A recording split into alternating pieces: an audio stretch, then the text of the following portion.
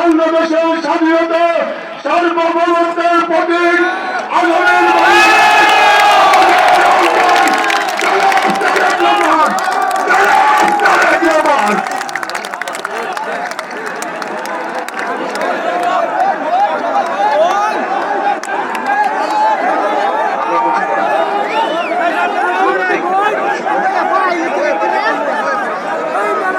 বিসমিল্লাহির রহমানির রহিম। আজকের এই জনসভার নির্বাচনী জনসভার সম্মানিত সভাপতি, জনসভায় ময়মনসিংহ, নেত্রকোনা, শেরপুর, জামালপুর থেকে আগত প্রিয় ভাই ও বোনেরা, মঞ্চে উপস্থিত নেতৃবৃন্দ, প্রিয় সহকর্মীবৃন্দ, এলাকাবাসী ভাই বোনেরা, প্রিয় সাংবাদিক ভাইরা, আসসালামু আলাইকুম। আসসালামু আলাইকুম। কেমন আছেন আপনারা? অনেকক্ষণ অপেক্ষা করতে হয়েছে, তাই না? হ্যাঁ, অনেকক্ষণ অপেক্ষা করতে হয়েছে। আমাদের তো আসার কথা ছিল আরো আগে, কিন্তু আসতে অনেক সময় লেগে গেল। আচ্ছা, ধীর। কারণ সেই ঢাকা থেকে শুরু করে পথে পথে আপনারা যেরকম অপেক্ষা করছিলেন, ঠিক সারা পথে একত্রিত হয়েছি যে আগামী 12 তারিখে এই দেশের মানুষ তাদের যে অধিকার ছিনিয়ে নেওয়া হয়েছিল, এই অধিকারের জন্য বহু মানুষ গত 16 বছর ধরে গুম খুন, অত্যাচার, নির্যাতনের শিকার হয়েছে।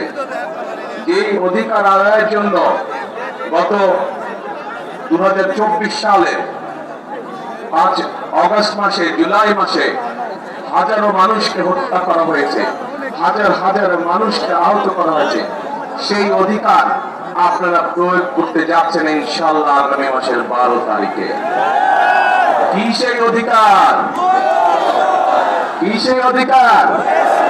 ভোটের অধিকার। কেন এই ভোটের অধিকার দরকার? এই ভোটের অধিকার দরকার কারণ আমরা চাই, এই জন্যই দরকার ভোটের অধিকার। মানুষের কথা বলার অধিকার, মানুষের ন্যায্য অধিকার যাতে প্রতিষ্ঠিত হতে পারে, সেজন্যই দরকার ভোটের অধিকার। প্রিয় ভাই বোনেরা, আমি জানি ময়মনসিংহ বলুন, নেত্রকোনা বলুন, জামালপুর বলুন, শেরপুর বলুন, এই অঞ্চলগুলোতে বহু সমস্যা রয়ে গিয়েছে। নদী ভাঙন সমস্যা আছে, কর্মসংস্থানের সমস্যা রয়ে গিয়েছে।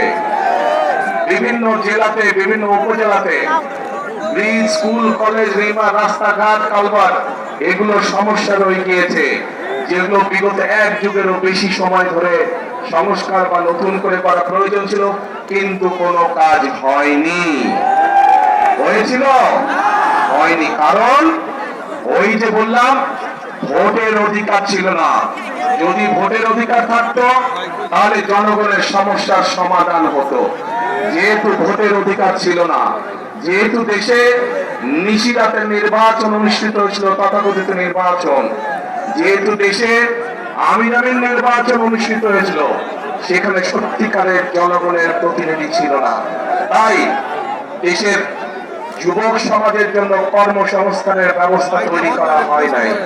তাই এলাকার মা বোনদের সমস্যার নিরাপত্তা নিশ্চিত করা হয় নাই। তাই শিক্ষা ব্যবস্থাগুলোতে সঠিকভাবে শিক্ষক প্রেরণ করা হয় নাই। তাই উপজেলা হাসপাতালে বলুন অথবা ডিস্ট্রিক্ট হাসপাতালে বলুন না কেন, সেখানেও সঠিকভাবে ওষুধপত্র, ডাক্তার সরবরাহ করা হয় নাই। প্রিয় ভাই বোনেরা, বাংলাদেশের মানুষ কি চায়?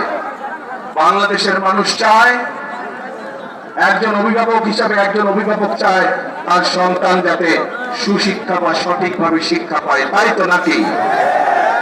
একজন অভিভাবক চায় তার সন্তান সেই শিক্ষা পাক যেই শিক্ষার পরে, যেই শিক্ষা শেষ হলে পরে সন্তান কর্মসংস্থানের ব্যবস্থা করতে পারবে, বেকার থাকবে না। প্রিয় ভাই বোনেরা, তরুণরা, যুবকরা কি চায়? তারা চায় কর্মসংস্থানের ব্যবস্থা। দেশে মিল ফ্যাক্টরি হবে, ব্যবসা বাণিজ্য হবে, যাতে করে তারা সুন্দরভাবে নিরাপদে ব্যবসা বাণিজ্য ও চাকরি বাকরি করতে পারবে। মানুষ চায়, মানুষ অসুস্থ হতেই পারে, হওয়াটাই স্বাভাবিক, কিন্তু অসুস্থ হলে যাতে করে তারা সময় মতন চিকিৎসা সুবিধা পায়। মানুষের ময়মনসিংহ সহ আশেপাশের জায়গাগুলো যদি দেখি, এখানে কৃষক ভাইদের অনেক সমস্যা রয়েছে। বিশেষ করে যদি ময়মনসিংহ আমরা দেখি, পোনা চাষ, মাছের যে পোনা, এইটি আরো অনেক বড় করা যেত। এটি এখন দেশের বিভিন্ন জায়গায় এই মাছের পোনা সরবরাহ করা হয়, কিন্তু আমাদের পরিকল্পনার মধ্যে রয়েছে কি করে এই মাছের পোনার বিষয় থেকে শুধু দেশের মধ্যে সীমাবদ্ধ না রেখে বিদেশেও কিভাবে রপ্তানি করা যায়, সেই পরিকল্পনা আমাদের রয়েছে, যাতে করে কর্মসংস্থানের সুযোগ তৈরি হয়, যাতে করে এই এলাকার মানুষ শুধু। ভাই বোনেরা, আপনাদের নিশ্চয়ই মনে আছে দেশনেত্রী খালেদা জিয়ার সময় এই দেশের মেয়েদের জন্য, এই যে আমার সামনে বহু মা বোনেরা এখানে সামনে রয়েছেন, এই দেশের মা বোনদেরকে শিক্ষা দেওয়ার জন্য মেয়েদের শিক্ষা ব্যবস্থাকে ক্লাস 1 থেকে ক্লাস 12 পর্যন্ত ফ্রি করা হয়েছিল। মনে আছে আপনাদের? প্রিয় ভাই বোনেরা, সেই মা বোনরা শিক্ষিত হয়েছে। আজকে যদি যে কোনো স্কুল, কলেজ, বিশ্ববিদ্যালয়ে আমরা যাই, আমরা দেখব যে ছেলেদের পাশাপাশি সমান সংখ্যক মেয়েরা লেখাপড়া করছে। আজকে আমরা যদি সমগ্র বাংলাদেশের জনসংখ্যা দেখি, আমরা দেখব যে সমগ্র জনসংখ্যার অর্ধেকের মতন হচ্ছে নারী। কিন্তু এই আমরা যদি দেশকে সামনে এগিয়ে নিয়ে যেতে চাই, তাহলে এত বৃহৎ জনগোষ্ঠী অর্থাৎ অর্ধেক জনগোষ্ঠীকে পেছনে রেখে আমরা কোনোভাবেই দেশকে সামনে এগিয়ে নিয়ে যেতে পারবো না। এবং সেজন্যই আমরা দেশে নারীদের জন্য, মায়েদের জন্য, আমরা গৃহিণীদের জন্য, বিশেষ করে খেটে খাওয়া মানুষ যারা, সেই পরিবারের গৃহিণীদের জন্য আমরা কি ফ্যামিলি কার্ড নামে কার্ড দিতে চাই মা বোনদেরকে, যাতে করে এই ফ্যামিলি কার্ডের সুবিধা প্রত্যেকটি মানুষের, প্রত্যেকটি পরিবারের কাছে, অল্প হলেও প্রত্যেকটি পরিবারের কাছে পৌঁছতে পারে, এবং যাতে করে তারা প্রতি মাসে কিছুটা হলেও স্বাচ্ছন্দ্যে কয়েকটি দিন অতিবাহিত করতে পারে, একটু হলেও যাতে করে তাদের সহযোগিতা হয়। ঠিক একইভাবে একটু আগে আমি ময়মনসিংহের মৎস্য চাষীদের কথা বলেছি। একইভাবে শুধু মৎস্য চাষী নয়, মৎস্য চাষীর বাইরেও যারা ক্ষেত খামারে চাষবাস করেন, জমিতে চাষবাস করেন, এইরকম কৃষক ভাইদেরও পাশে আমরা দাঁড়াতে চাই। এবং সেজন্যই আমরা কৃষক ভাইদের জন্য কৃষক কার্ড দেবার পরিকল্পনা করছি। কৃষক কার্ড কথাটি শুনেছেন আপনারা আগে? এই কৃষক কার্ড কেন আমরা দিতে চাচ্ছি? বাংলাদেশের অধিকাংশ মানুষ কৃষির সাথে জড়িত। এই কৃষক যদি ভালো থাকে, কৃষি ভালো থাকলে বাংলাদেশের মানুষ ভালো থাকবে। সেজন্যই আমরা কৃষক ভাইদের পাশে দাঁড়াতে চাই, কৃষক ভাইদের সহযোগিতা করতে চাই। এই কৃষক কার্ডের মাধ্যমে আমরা কৃষক ভাইদের কাছে সার, তার প্রয়োজনীয় অন্তত একটি ফসলের, সমগ্রভাবে একটি ফসলের বীজ, কীটনাশক, সার আমরা পৌঁছতে চাই কৃষক ভাইদের কাছে সরাসরি, যাতে করে সেটি তাদেরকে সহযোগিতা করে ধীরে ধীরে অর্থনৈতিকভাবে মজবুত হওয়ার জন্য দৃঢ় ভিত্তির উপরে যাতে করে তারা দাঁড়াতে পারে। প্রিয় ভাই বোনেরা, আমরা রাজনীতি করি কাদের জন্য? বাংলাদেশের মানুষের জন্য আমরা রাজনীতি করি। আজকে এই যে নির্বাচনী জনসভা, এই নির্বাচনী জনসভায় আমরা কি দেখি? অনেক দল আছে যারা এসে অন্য দল সম্পর্কে বিভিন্ন রকম কথাবার্তা বলে। শুনেছেন না আপনারা? আজকে যদি আমি এখানে দাঁড়িয়ে আপনাদের সামনে অন্য দল সম্পর্কে অন্যরকম কথা বলি, তাদের গীবত গাই, তাদের সম্পর্কে সমালোচনা করি, তাতে কি জনগণের কোনো লাভ হবে? জনগণের কোনো লাভ হবে না। কারণ জনগণ তাকেই ভোট দিবে যারা জনগণের জন্য কাজ করবে, তাই তো? এবং জনগণের জন্য যদি কাজ করতে হয় তাহলে অবশ্যই একটি রাজনৈতিক দলের পরিকল্পনা থাকতে হবে কিভাবে দেশ পরিচালনা করবে, কিভাবে কি কি কাজ করবে জনগণের জন্য, সেই পরিকল্পনাগুলো থাকতে হবে। প্রিয় ভাই বোনেরা, বিএনপি বাংলাদেশ জাতীয়তাবাদী দল হচ্ছে সেরকম একটি দল যাদের পরিকল্পনা রয়েছে আগামী দিনে দেশকে কিভাবে পরিচালনা করবে। কারণ এই দলটির অতীত অভিজ্ঞতা রয়েছে কিভাবে দেশে খাদ্য উৎপাদন দ্বিগুণ করতে হয়। কারণ বিএনপি নামক দলটির অভিজ্ঞতা রয়েছে কিভাবে জেলায় জেলায়, উপজেলায়, গ্রাম পর্যায়ে, ইউনিয়নে রাস্তাঘাট নির্মাণ করতে হয়। কারণ বিএনপি নামক দলটির অভিজ্ঞতা রয়েছে কিভাবে শিক্ষার আলো এদেশের সন্তানদের কাছে পৌঁছে দিতে হয়। কারণ বিএনপি নামক দলটির অভিজ্ঞতা রয়েছে কিভাবে বাংলাদেশের মানুষকে নিরাপদ রাখতে হয়, আইন শৃঙ্খলার পরিস্থিতিকে কঠোর হাতে নিয়ন্ত্রণ করতে হয়। কারণ বিএনপি নামক দলটির অভিজ্ঞতা রয়েছে কিভাবে দুর্নীতির লাগাম টেনে ধরতে হয়। প্রিয় ভাই বোনেরা, আপনারা নিশ্চয়ই পত্র পত্রিকায় দেখেছেন এই মুহূর্তে একটি রাজনৈতিক দল যেই স্বৈরাচার পালিয়ে গিয়েছে সেই স্বৈরাচারের মুখের ভাষা ব্যবহার করছে বিএনপির বিরুদ্ধে। সেই স্বৈরাচার যেভাবে বলতো তাদেরই ভাষা ব্যবহার করছে বিএনপি। তাদের বক্তব্য যে দুর্নীতিতে বলে চ্যাম্পিয়ন ছিল। আমার প্রশ্ন 2001 থেকে 2006 সাল পর্যন্ত তাদেরও তো দুজন সদস্য বিএনপির সরকারে ছিল না? ছিল। তো বিএনপি যদি অতই খারাপ হয় তাহলে ওই দুই ব্যক্তি কেন পদত্যাগ করে চলে আসেনি? এই জন্য পদত্যাগ করে তারা আসেনি। তারা সরকারে ছিল এবং তারা ভালো করেই জানতো যে খালেদা জিয়া কঠোর হস্তে দুর্নীতি দমন করছে, এবং যেই দলটি এখন এই কথা বলছে তাদের যেই দুই সদস্য বিএনপি সরকারের অংশ ছিল তারা ভালো করেই জানতেন যে খালেদা জিয়া দুর্নীতিকে প্রশ্রয় দেয় না। এবং খালেদা জিয়া যখন 2001 সালে দেশ পরিচালনার দায়িত্ব পায় তখন ধীরে ধীরে বাংলাদেশ দুর্নীতির করাল গ্রাস থেকে বের হতে শুরু করলো।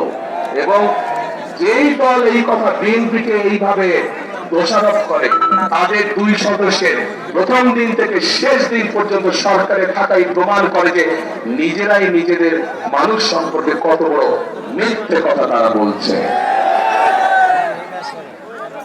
প্রিয় ভাই বোনেরা, আমরা চাই নেত্রকোনা সহ, শেরপুর সহ বিভিন্ন জায়গায় করবেন মাদক সমস্যার সমাধানের একটি কঠিন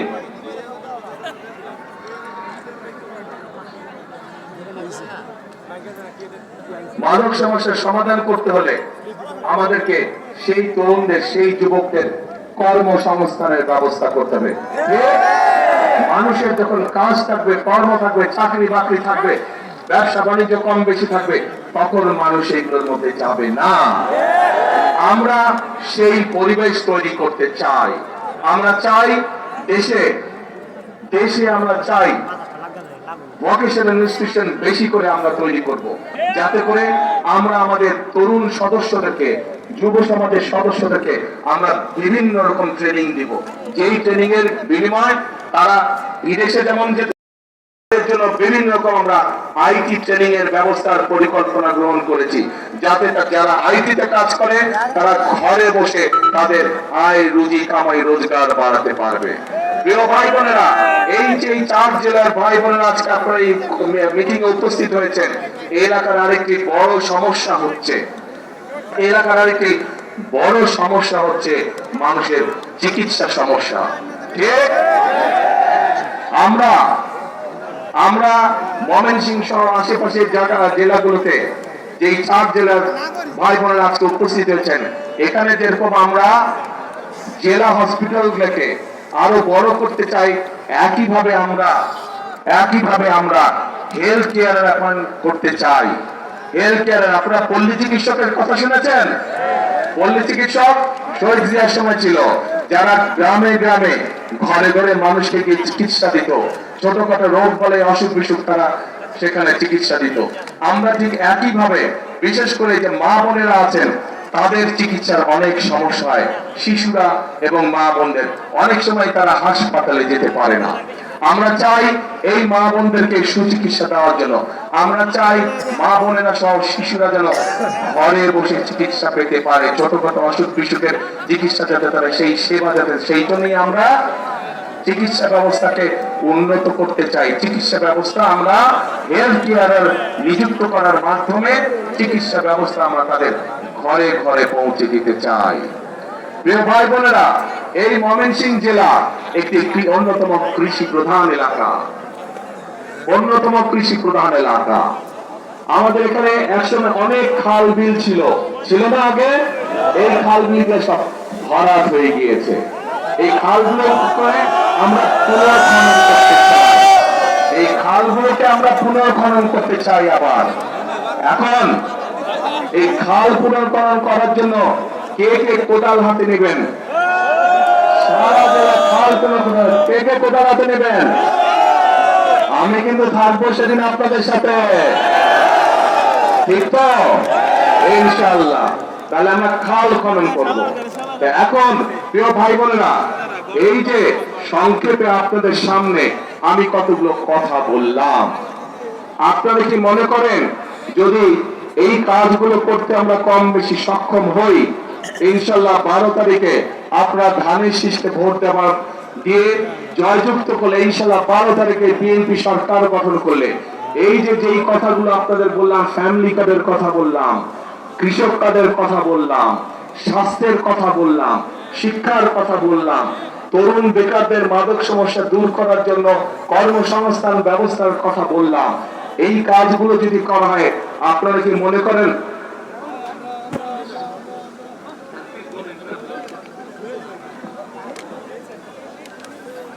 এই যে কথাগুলো বললাম, এই কাজগুলো যদি আমরা করতে সক্ষম হই, তাহলে কি আপনারা মনে করেন আপনারা সহ সমগ্র দেশের মানুষ উপকৃত হবে? কে কে মনে করেন উপকৃত হবে? সবাই মনে করেন? তাহলে আপনারা কি চান আমরা এই কাজটা করি, এই কাজগুলো করে? তারা যারা চান যে বিএনপি এই কাজগুলো করুক, এই জিজ্ঞাসা করলেন যে ভাই ধানের শীষে তো ভোট দিব, কিন্তু বিএনপি কি করবে আমাদের জন্য, এটাই তো আপনাদের জিজ্ঞাসা ছিল আমার কাছে, তাই না? আমি তো বললাম বিএনপি ইনশাআল্লাহ সরকার গঠন করলে আমরা কি কি করব, বললাম না এতক্ষণ? সংক্ষেপে বলছি, আরো অনেক কাজ আছে, আরো অনেক কাজ করবো আমরা ইনশাআল্লাহ, তবে সংক্ষেপে বললাম আপনাদের কাছে। এখন আমার একটা জিজ্ঞাসা আছে আপনাদের কাছে, আপনারা যে বললেন এই কাজগুলো করলে আপনাদের উপকার হবে, কিন্তু তার আগে তো ভাই আপনাদেরকে একটা কাজ করতে হবে। কি সেই কাজটা বলেন তো? শুনি না, শুনি না। 12 তারিখে ধানের শীষকে জয়যুক্ত করতে হবে। এই 24 জন দাঁড়ান তো, ওখানে দাঁড়ান, 24 জন দাঁড়ান, এখানে ওখানেই দাঁড়ান, আপনি ওখানেই দাঁড়ান, লাইন করে দাঁড়ান, ধাক্কাটা কি করুন, ধাক্কা কি করুন, লাইন করুন, লাইন করুন।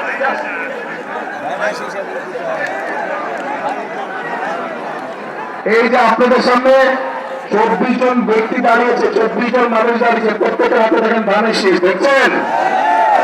চেনেন এই 24 জনকে? এই 24 জনকে দায়িত্ব দিয়ে গেলাম এই 4 জেলার উন্নয়ন করার জন্য। তাদের কাছে ধানের শীষ দিয়ে তাদেরকে আমি দায়িত্ব দিয়েছি। এখন আপনারা আপনাদের দায়িত্ব বুঝে নিতে হবে তাদের কাছ থেকে, পারবেন? তাহলে 12 তারিখে পরিকল্পনা কি আপনাদের? ধানের শীষে ভোট দিতে হবে।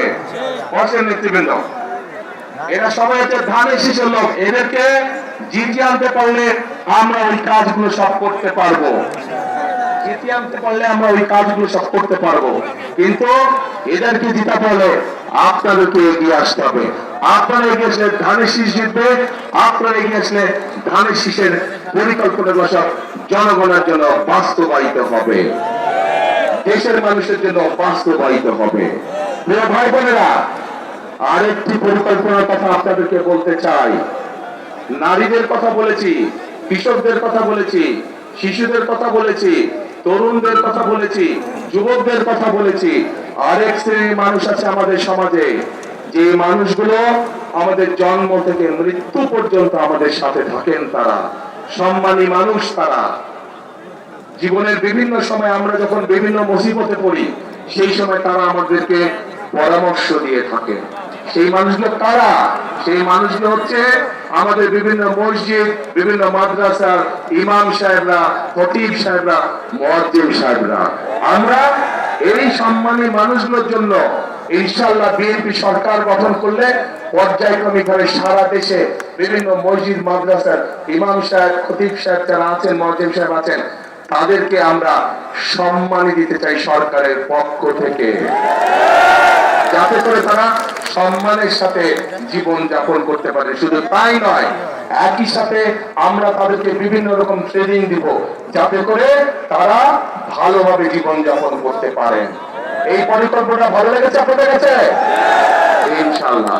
এখন ভাই বোনেরা, 12 তারিখে তো আপনারা কি করবেন? হ্যাঁ, ধানের শীষে ভোট দিবেন। যাবেনটা কখন? ভোট দিতে কটার সময় যাবেন? দুপুর 12টায়? ও, দুপুর 11টায়? সকাল 9টায়? কখন? হ্যাঁ, তাহাজ্জুদের নামাজ পড়তে উঠবেন ওই দিন। আল্লাহর কাছে রহমত চাইবেন যে যাতে সারা দেশের ধানের শীষ জয়যুক্ত হতে পারে। এই রহমত চাইবেন আল্লাহর কাছে। তারপরে এলাকার মানুষকে সাথে নিয়ে আপনি মুসলমান হলে তাহাজ্জুদ পড়বেন, আপনার অন্য ধর্মের ভাই বোনদের আছে তাহাজ্জুদ পড়ে বের হবেন, তাদেরকে সাথে নিয়ে যাবেন, গিয়ে তারা তাদের ধর্মীয় আচার অনুষ্ঠান ভোরবেলায় যেটা থাকে সেটা তারা করবে।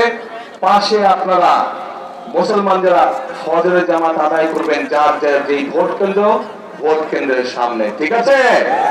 পরে লাইন দিয়ে দাঁড়াবেন, ভোট শুরু হবে, সাথে সাথে ভোট দেওয়া ইনশাআল্লাহ শুরু করবেন।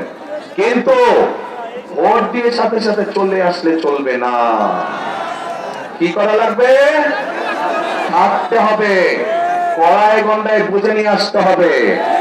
কেন এই কথাটা বললাম? বহু বছর হয়ে গেছে আমরা তো ভোট দেবার সুযোগ পাইনি, তাই না?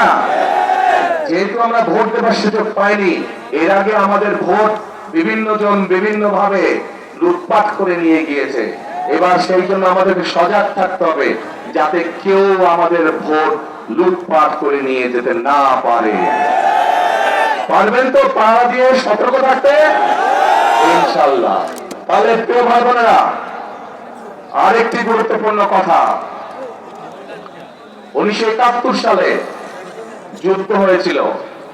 এখানে যারা ইয়াং আছেন তারা, আপনারা তরুণ যুবক যারা আছেন তারা আপনারা বইয়ে খাতায় পড়েছেন।